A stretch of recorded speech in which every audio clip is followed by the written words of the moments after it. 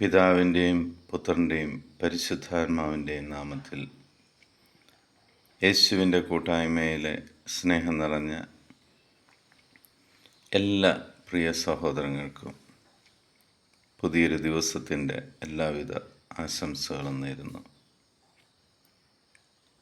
പരിശുദ്ധാത്മാവിൻ്റെ സഹായത്താൽ അതിരാവിലെ തന്നെ ഈശോയോട് ചേർന്ന് നിന്ന് ദൈവവചനം കണ്ടുകൊണ്ടും വായിച്ചുകൊണ്ടും ശ്രവിച്ചുകൊണ്ടും വിശ്വാസത്തോടെ ആ വചനം ഏറ്റെടുത്ത് നമ്മുടെ ജീവിതം അനുഗ്രഹപ്രദമാകുവാൻ ഈശോ നമ്മളെ തൻ്റെ സ്നേഹത്തെ പ്രതി കൈപിടിച്ചുയർത്തിയതിന് നന്ദി പറയാം. ഇന്ന് നമ്മൾ ശ്രവിക്കുന്ന തിരുവചന ഭാഗം പൗലോസ് ശ്ലീഹ റോമാക്കാർക്ക് എഴുതിയ ലേഖനം 1-ാം അധ്യായം 16-17 തിരുവചനങ്ങൾ. സുവിശേഷത്തെ പ്രതി ഞാൻ ലജ്ജിക്കുന്നില്ല. എന്തെന്നാൽ വിശ്വസിക്കുന്ന ഏവർക്കും, ആദ്യം യഹൂദർക്കും പിന്നീട് ഗ്രീക്കുകാർക്കും, അത് രക്ഷയിലേക്ക് നയിക്കുന്ന ദൈവശക്തിയാണ്. അതിൽ വിശ്വാസത്തിൽ നിന്ന് വിശ്വാസത്തിലേക്ക് നയിക്കുന്ന ദൈവത്തിൻ്റെ നീതി വെളിപ്പെട്ടിരിക്കുന്നു. നീതിമാൻ വിശ്വാസം വഴി ജീവിക്കും എന്ന് എഴുതപ്പെട്ടിരിക്കുന്നുവല്ലോ.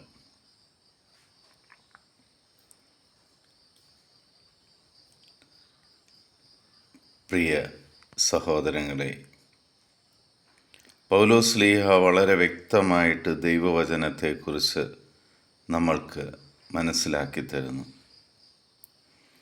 ദൈവവചനം എന്നാൽ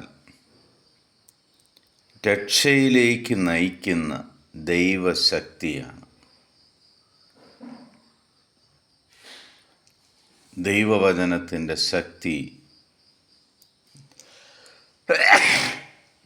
നമ്മളെ രക്ഷയിലേക്കാണ് നയിക്കുന്നത്.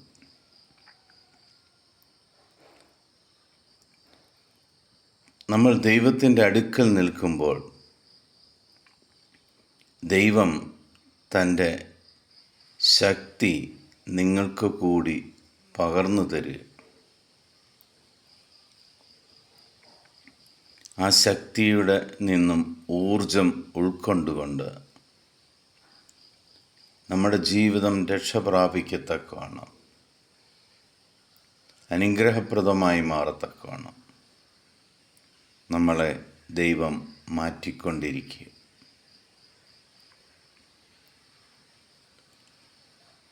ഈ ദൈവവചനം നമുക്ക് ആമേൻ ചൊല്ലി സ്വീകരിക്കാം. കർത്താവേ, എൻ്റെ വിശ്വാസം വഴി എനിക്ക് ദൈവത്തിൻ്റെ നീതി വെളിപ്പെട്ട് തരുന്നതിനും ദൈവത്തിൽ നിന്നും ഊർജം ലഭിച്ച് എൻ്റെ ജീവിതം രക്ഷ ആയി മാറുന്നതിനും നീ എന്നെ സഹായിക്കണം.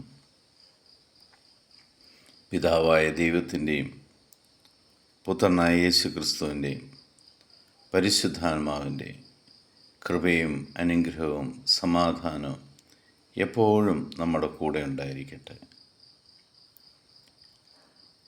നമ്മുടെ ജീവിതത്തിൻ്റെ ദൗത്യത്തിൻ്റെ ഭാഗമായി ലോകത്തിലെ 800 കോടിയിലധികം വരുന്ന എല്ലാ മക്കളെയും ഈ നിമിഷം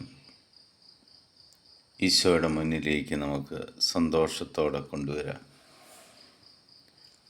ആ മക്കളും ഈശോയുടെ ദൈവവചനത്തിൻ്റെ ഊർജം അവരും സ്വീകരിക്കട്ടെ, അവരും അനുഗ്രഹിക്കപ്പെടട്ടെ.